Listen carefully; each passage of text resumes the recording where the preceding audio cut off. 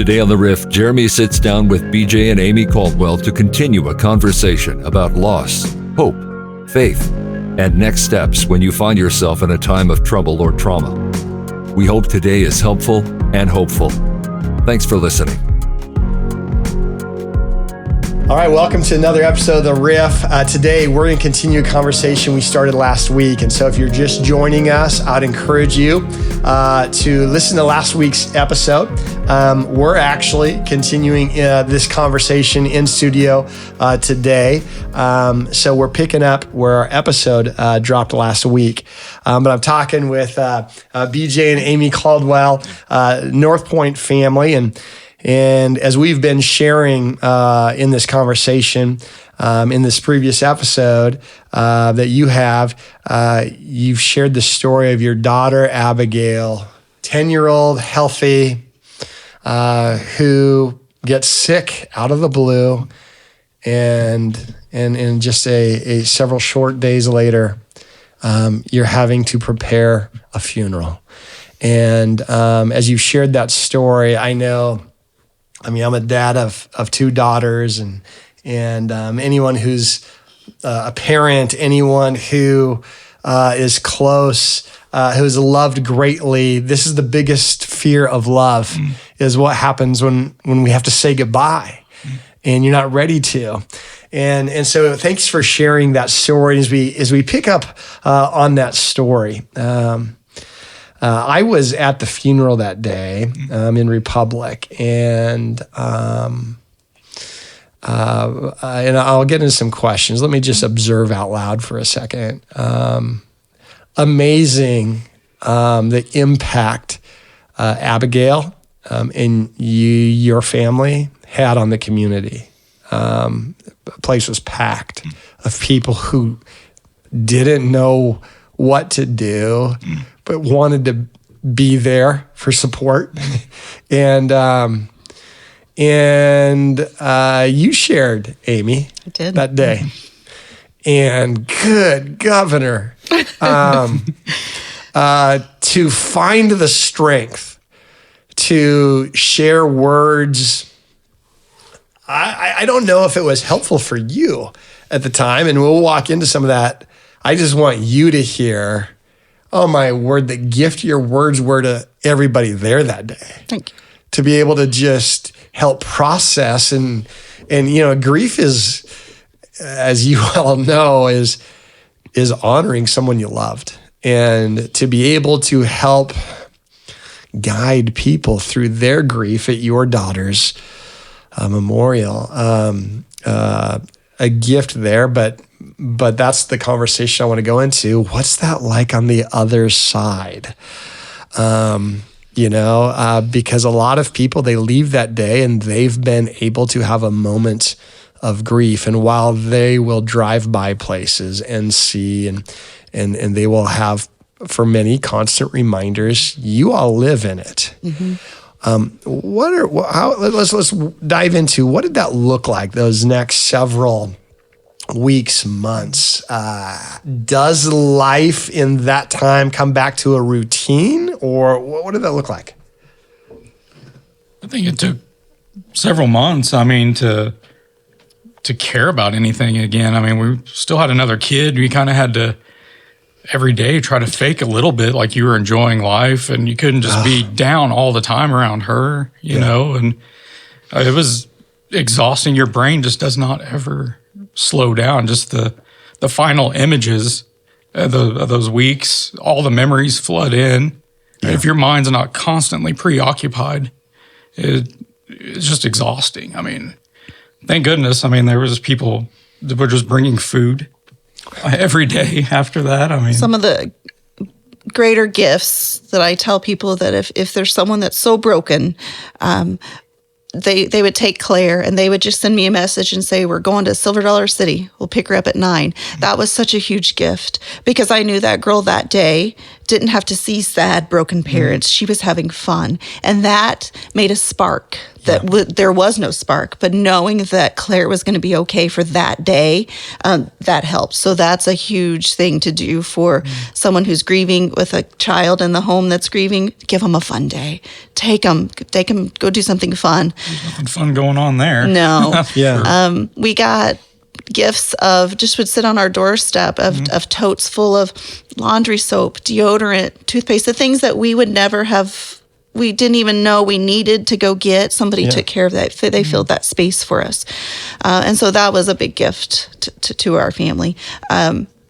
I probably would, I was a machine. It was just a machine.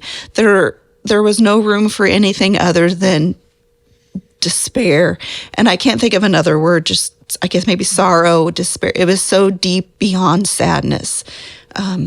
It consumed everything. You couldn't eat, you couldn't drink, you couldn't think of anything other than her. And where was she? And that's so silly to say, where is she? But I describe it as if you're a parent and you're in a crowded area, you're at the fair or something like that, and you look down and your kid's not there. For that split second, you have an internal panic that just flushes. That was me 24/7, was that panic of where is she? Where is she? I remember going in the bathroom and feeling her toothbrush multiple times a day. Will it be wet this time? Like, I knew she was gone, but I thought maybe it'll be wet this time. Of course it wasn't. So I like I said, I was off for about 4 months from work, and it was just a wandering. I did a lot of walking. I did a lot of screaming. I did a lot of crying, of course. I would get so angry. And BJ talks about how I would go out and yell at the trees. Trees and I have a relationship. I just felt they're strong enough, they can take this. And I would just scream outside and scream. Yeah. What role did faith, I mean, you're talking about, you were raised with faith, and then faith became part of your marriage and family journey. What did that feel like and look like in those early moments? And how has this whole tragedy and the loss of Abigail impacted your faith? Oh my. So like you said, I was raised in the church, and I prayed. I have prayed my whole life. You pray for the things that you want, things that you need. I don't think I was ever, I always thought it was silly that people would pray for weather. I thought that was silly. I thought you saved praying for more of the bigger things. But so I prayed. And of course, when Abigail got sick, I prayed more. Yeah. I prayed. Thousands of people, I do believe, prayed for her healing. I do. But I kept seeing those words flash. She died. And today, I don't know if that was a way of a message of telling me to prepare. I don't know. But when that flashing wouldn't go away, I actually altered my prayer a little bit. And I continued to pray that she be healed. And it was always that she would be able to walk out of this hospital, because I didn't want to take home a child that wasn't my child anymore. I wanted her to walk out of the hospital. So I prayed that she would be healed. God, put your breath in her lungs. I said that so many times. That she would walk out and that she'd be able to swim. But then I added, of course, I would say, God, your will be done, and help me to handle whatever it is your will. Please don't make me have to decide if she dies. Yeah. I begged him. I prayed so hard. Don't make me have to be the one that decides to withdraw care. I have seen families do that at the hospital, and I saw what wretchedness that did to them. And I did not want to do that for my kid. In a sense, it would be giving up on your child. And I just begged, please don't make me have to do it. If she dies, just take her. And then that's exactly what happened, is that they looked at me and waited for me to tell them to withdraw care. And to say that in that very moment, I sealed up, and those walls went high, they went thick, they went strong, and they stayed. Yeah. And it was against God. I have never been upset with God, mad at God that she died. That wasn't it, because people die. If all of our prayers were answered for healing, no one would die. The world would be overrun with people. People die. I don't ever remember being angry at that piece of it. That may have been how it came out. Mm-hmm. But inside, it was that he made me say those words. He took away that one little, if she was going to die, that's hard enough. Give me this one thing. Give it to me and let me not have to pick that. And that's not how it worked. Yeah. I say that I was Abigail's mom. Like I mommed hard. And I picked the thing that was Abigail's best thing. It had nothing to do with me, her sister, her father. Abigail's most perfect thing in that moment was for her to die. And she needed her mom to give that permission. And that has taken years for me to get to that space. But in the acute phase, I thought, how dare you, God? How dare you take my kid not only, but then to do the exact thing that I asked you not to do. Yeah. And to me, it was something so little. It was so little. I mean, if she was going to die, you could just take her. Why did you make me have to say those words? Because I struggled with, did I give up on her? And then having my 7-year-old learn that Mom said, let her die, there was a lot of blame that was applied to me that I didn't keep trying. Yeah. And so I thought, why did God do that piece of it? That's what made the walls go up. Yeah. They went up. Yeah. BJ, was that some of your journey as well? Was it? Yeah, because it seemed like the more I prayed, the worse the next day got. And it's like, are you kidding me? It's like I wanted healing on this day, and it got worse the next day, and then the next day. And at some point, it's like, why am I doing this? It's not working. I thought, you don't want to listen to me, that's fine. There's a lot of other better people that are praying, it's like so many people praying for the same thing. And it just didn't matter. Yeah. I mean, I just didn't I figured that's what being a Christian was praying, grouping it together and getting a good outcome. I mean, we weren't praying for a job or a car or a raise. It was leaving with my child. I didn't think that was a selfish prayer. Right. And it just, after a while, it's just like, I'm done. I guess it's just not going to work. I kind of wonder if when she coded, that's when she was supposed to die. That was him taking charge. I got in the way, signed whatever, put her on that machine. So then now it's like, all right, you didn't want to do it my way. Here's your way. You got in the way. Here's what comes with that is the words have to come out of your mouth now. We wanted some control back. Maybe that's, what it was. I had a little guilt for that, but I was just buying time and like, well, he always comes in, when it's its darkest moment, and pretty dark. It didn't get much darker than that because I knew what was going to happen if I didn't sign all that stuff. Yeah. But I mean, looking back now, 6 years later, I kind of wonder if that, humans got in the way. Yeah. What are some surprisingly spiritually helpful things in those coming months and even early years that you thought, man, that actually gave me hope, and I didn't see hope coming? It sounds bad, but nothing. Yeah. There really wasn't. The tunnel vision didn't go away. It was just hurt and anguish. Now, I know that people from the church showed up at the house. I know that they did. I got messages from them.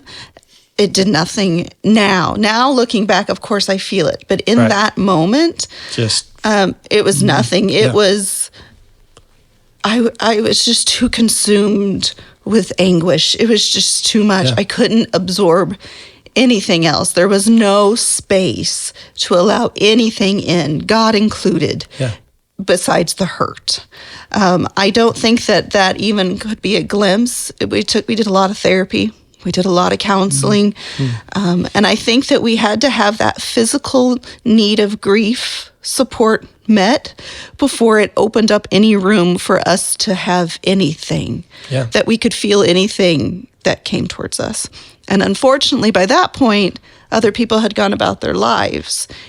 not forgotten, Right. but it wasn't that acute. I need to message them. Their kid died. They didn't think that anymore. And so those encouraging things weren't coming by that point. Now, of course, I went back and looked at the things that were previously sent, but that is, I just didn't have room for it in the beginning. And it almost made me angry. Yeah. Almost, again, because I couldn't have room for much, but don't ever tell me that it's God's plan. And people would say that, and I know that they said that from a place of love, but all it did was hurt. Yeah.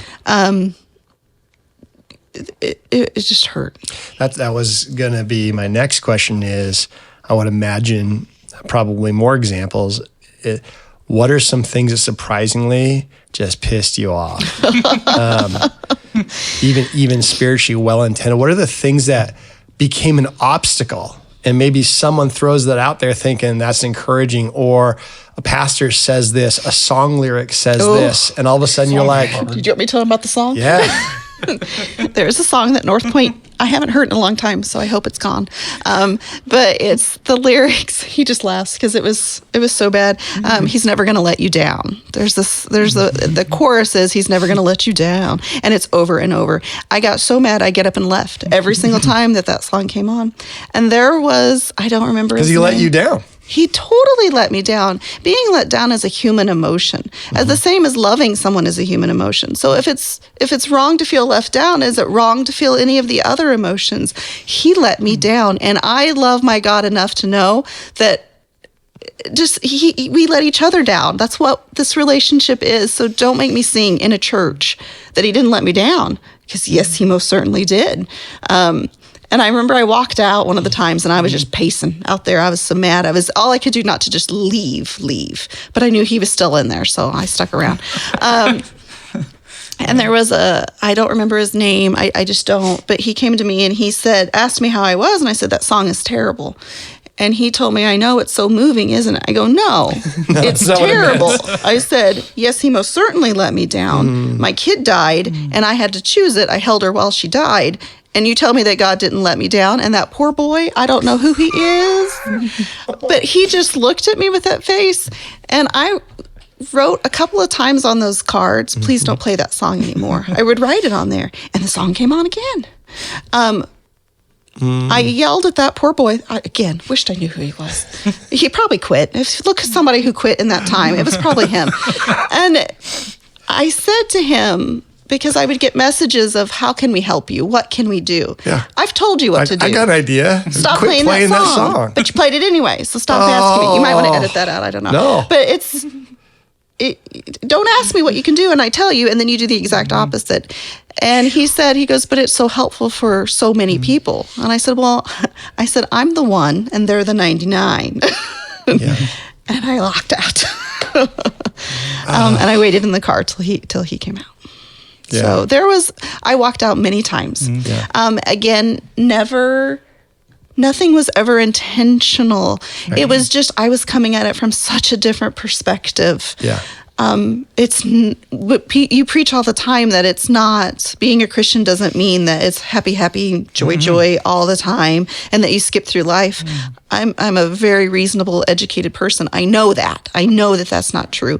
But when you are at the absolute bottom, when people say the worst thing that could happen to you actually happens to you, and my little blonde head kids, I've only got one sitting next to me in the church anymore. I don't want to hear any of the hope messages. I just don't want to hear them, because in that moment there wasn't any. There wasn't. Yeah. I think that's so important for everybody to hear, is to assume something on the people who are gathering that day, is even with great intentions, could be the most painful, biggest obstacle that to force someone to sing a lie, to force someone to. I wasn't doing it. You didn't force me. I love it. But that's the thought, is what would happen is people will have to say, okay, if I don't buy that, and we're all going to pretend that is true, then it's hard to lean into any of this. If we're all I have to either join this club of, fake. So my question, why did you keep coming back to faith? Why did you keep coming back and letting church be part of that experience? Because I would see you, okay, if I was at the Nixie campus or even Republic pop-ups, and I know you're hurting. I knew you were hurting, and I'm thinking, but there's something there that's hurting so bad, and there's something there that's also holding on for something. What was that? What made you keep coming back? Is it sheer stubbornness? Is it hope? Is it what would you say? Because you believe in him. You think, it's like you're the only one that can fix it. I mean, that was humans aren't going to be able to do it. I mean, time helped a little bit, but he was the only one with the power to fix that. I mean, it took a long time to figure out. I was like, man, I was mad at him for a while, and it's like he's probably the best ally. He knows what we went through. He watched his kid die the same way we did, and he had the power to stop that and didn't, and it took me a while to figure out. It's like he knows exactly what this is about. He would probably be mad if I was okay with it. Yeah. And I'm not sorry that I was angry about what happened, but right. I think only he can understand, I think, what we were going through and what it was going to take to get out of it, that rut that we were in. And I think mine was desperation. I was desperate to make something work, make something help. I can't keep living like this. And there were multiple times where a decision had been made that I wasn't going to. But I held on. And I remember the day, it was a couple months afterwards, and I was mad again. I'm a classic Enneagram 8. We have anger all the time, so I was mad. And I went and got the Bible, and I said, I'm going to find where he messed up. Like, I was going to find where God messed up. So it's in this book. I'm going to find it. And I started reading, and I read. And I studied. Never in my life, I've read the Bible, never have I studied the Bible. I had my notebook out, I was taking notes, I was cross-referencing, I was going to find where the mistake was made, because there had to have been a mistake. This cannot be God's plan for that perfectly little girl to be gone. I never was upset about, she's fine, Abigail's perfect, she's wonderful. He loves her so much that he has her. Does this look like love? Because in that moment, he was not loving me at all. It was torture. I was being tortured. And so I got that Bible and I read and I read and I read hours a day. I would yell it at the trees. I'd be out he strummed up some lights for me so I could go in the dark outside so that I could keep reading it. And darn it, if that book didn't get in me, I swear I went into it with the idea that I was going to prove him wrong. And you started to feel things. And it was almost like I was less angry in a day. Just that level of shake underneath me was easing a little bit. And I don't know as though it did. That's what made the crack enough that I stopped storming out of the church. And then I would sit there. Some of it may have been habit. I don't know, because I had done it my whole life. I was just so desperate for something to help. And then with the reading of the Bible, and I don't understand half the stuff in there, but it gets in you. It gets inside of you, and it lives and it moves, and it changes things. And I can't even tell you what it changed. I just know that I had a gap, and that there was space in that moment to have that gap filled by going to church. So I went. Have you found moments in your journey through this where you've found him to be very present with you? Yes, for me, very much so. Yes, and even now looking back, I think I can feel God's sorrow for me, and he does love me, and it broke his heart to see me hurt like I did, and I can feel that piece of it. Yeah, I can feel his sorrow for me, and I think, and it helps me, that he just squeezes Abigail that much tighter because he knows I can't. But I feel him doing that for her, for me. Yeah. What about, how would you describe God now? If you were to give him a Yelp review. you definitely don't agree with his maybe tactics, the way he does things, but you definitely aren't going to understand it. Yeah. I mean, still don't understand why we had to go through that. I mean, the way we did. I don't ask why anymore. Yeah. I just don't. Because the answer doesn't matter.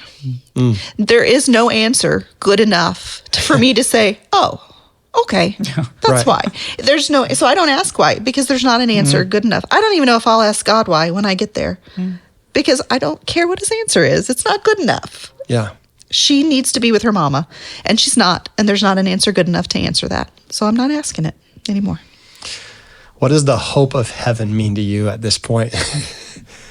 Sometimes it's all. I mean, Yeah. I know it exists. It has to. I mean, she's there, and I hope it's what we think it is. We're going to go there, and I'm going to know she's my kid, and Yeah. we're all going to be together and live whatever that is after. But, I mean, that's all you have is, it has to be what it is, what I've built it up in my mind.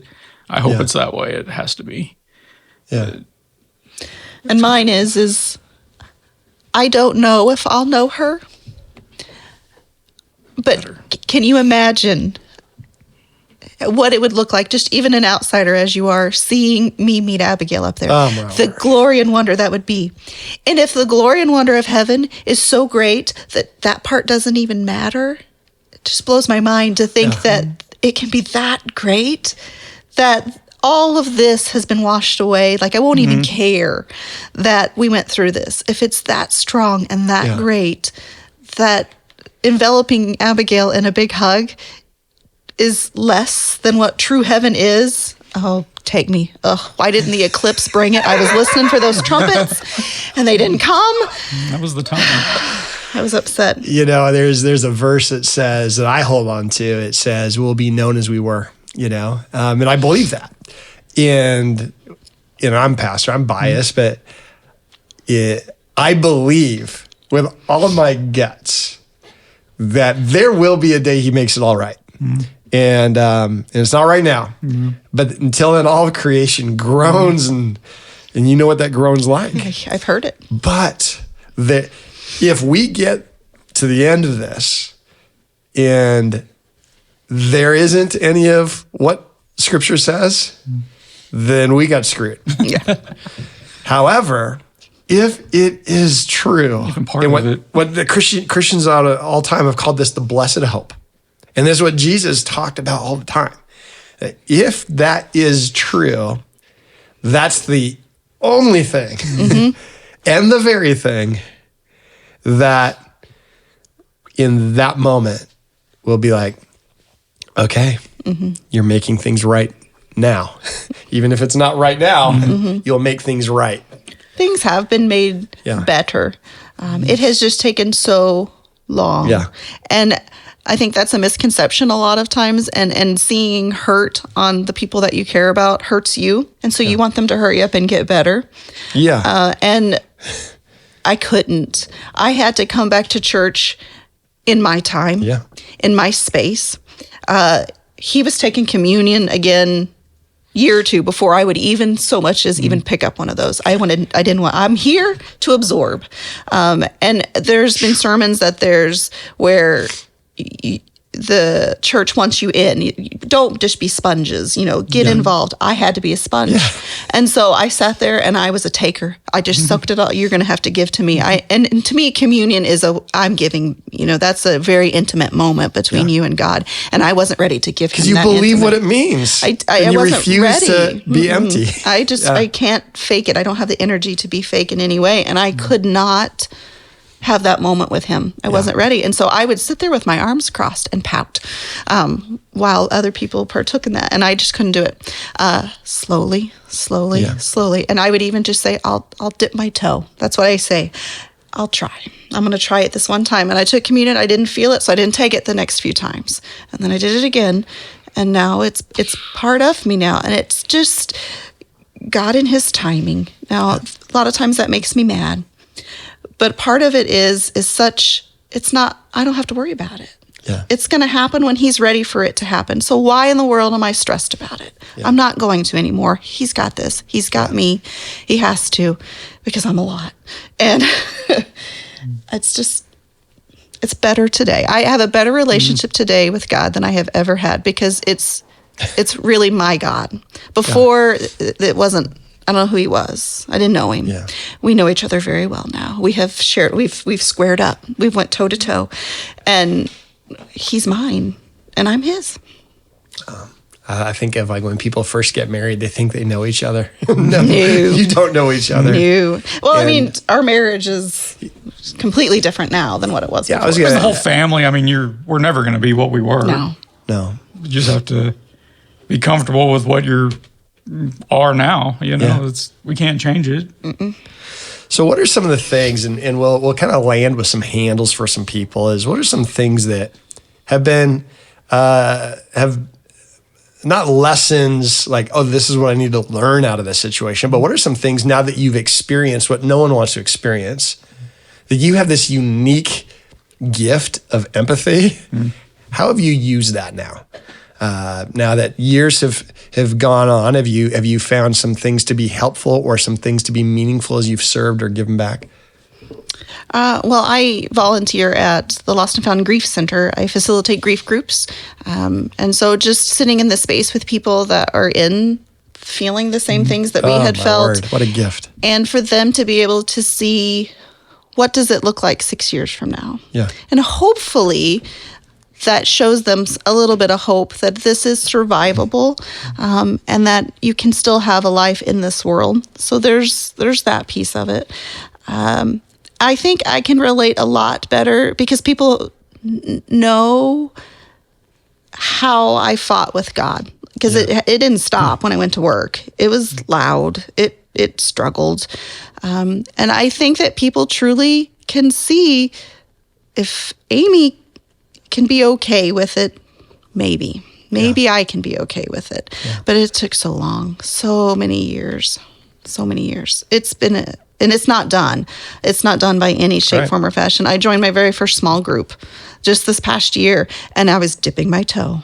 I'm going to see if I'm ready to now stop being an absorbing person, and am I able to then start to develop more relationships that will expand my ability to help others, and see if I'm ready. Whatever level you'd want to share on this is, I know a lot of people are going through trauma. They'll say that marriage is very susceptible during those moments. How have you guys been able to fight through this and fight to be strong together? Who else is going to understand what losing a kid's like, except for the mom, the kid there? I mean, I think you're so desperate to fill the void after something, literally a piece of you died. Yeah. I completely see how people get substance abuse problems, spending problems. I mean, you're just trying to do anything to make the pain stop for just a minute. Yeah. And would be, other relationships, you're just trying to do anything to make it a change. Maybe this will make it better. Maybe that. And, it just. Yeah, we did every single thing together. We were with her when she was sick. We were with her when she died. We went to grief counseling together. Okay. Every step of this way we've done together. And I don't know as though that was on purpose. It was just, we were just both moving in the same direction of we had to try to get better. And our marriage, the intimacy that is present between us with we have felt just all of the emotions, and we felt them together. And through counseling and through therapy, we've done it all together. And like you said, there's not another human on this planet that knows what I feel, because no one else has lost Abigail. They may have lost other children, but they haven't lost Abigail. He's the only other person on the planet that knows what that feels like. Yeah. And so I'm hanging on. Renew the contract. And we've been married for 20 years. So. 20 years. Wow. Well, what would you say? The last question I would have is this. What would you say to someone who's listening today? Well, two parts. One, who has someone really close to them that has experienced great loss or great pain, and they don't know what to do. Well, how would you encourage that person to be helpful? It's just to hold the space with them. There aren't words because they don't exist. So stop trying to find the right words because you're not going to be able to. It's just we did experience people pulling away from us. With the death of a child, it's almost seen as like a plague. Yeah. They wanted to get away from it, and that happened to us. But there are people that didn't, and they just were present. They sent a text message with just a heart emoji every now and then, and no pressure to respond. It was the sheer fact that somebody else on this planet was thinking of me, therefore my child, in that moment. That was big. But just holding space and giving them time, it is not your timeline. Yeah. Do not try to push that timeline upon them. Yeah. You should be better now. Yeah, we heard that a lot. I'm so sorry. But again, the empathy, it's an ignorant statement. They have no idea what they're saying. They just don't have a clue what they're saying. Our pain hurts them. Yeah. And they need to feel better. And so we need to get better. And that's just not the way that it works. What about for those who are listening to this, maybe stumbled upon it, or and they're in the middle of big pain and they don't know where to turn? Are there any helpful steps you would recommend for someone who's navigating an unexpected loss? I'd say that lost and found was probably that group, being in a room with other people who have done exactly or been exactly where you are. We were in a child loss group. Everybody in there had lost a child some way, in different ways, of course. And just seeing that it does, and they were different levels. I mean, we were the newest at one point, and just seeing them, like you can get better. I mean, they were laughing. I'm like, how are you people laughing? You just lost a child, and it comes back. I mean, don't do anything you can't undo. Just don't make any crazy decisions or choices. Just take the time. Everybody's timeline's different. I mean, 6 years, I'm still here bawling like a baby sometimes. It's going to hurt. It's always going to. Just, you're going to live with it. Figure out ways to, don't forget about her, put her on the back burner. I mean, you have to exist with it. It's never going to go away. Just relearn to live. I think providing space to meet the needs, like I said, I couldn't do anything spiritual until my grief was addressed. And that's what he was talking about. But meeting the needs, the physical, emotional, mental needs in that moment, to allow every time you meet one of those needs, it's going to open the space up to receive a little bit more from him. And that's what I needed in the moment and what many people provided. So I would just say that meet all their needs that you can physically meet for them while leaving space open for him to make his work. Yeah. And just find the answer in the Bible. Go at it mad, like I did. Go at it mad. Find out where he did it wrong. And it gets in you. Read. It gets in you. Well, I want to say I am so sorry for sloppy words that I wouldn't have said. Others have said that during these moments of whether people's take on healing and God's sovereignty and these things that become like this personal accusation that become an obstacle in someone's faith, whether unintended or not, they're terrible. And I'm so proud that you would wrestle and then position yourself to help others. And those of you who are joining us today, I hope that this would develop an empathy and a curiosity and a commitment to say, how do we create safe spaces? I want you all to have permission, and anyone listening, go at your pace. Yeah. Absorb. And anytime I challenge the majority of us to do something, feel free to just say, nah, kick rocks. I'm okay with that. That's fine. And I know you've got that gift. Doesn't bother me a bit. Many times. Thanks for being with us and sharing the most intimate story of pain and being able to allow us to process it in a way where it could be helpful for us. Yeah. And thanks for doing that. And those who are listening, thanks for tuning in. And we hope today is helpful and hopeful. And send this link to somebody who you know that could be encouraged by it. So, all right. Thanks so much. Thank you.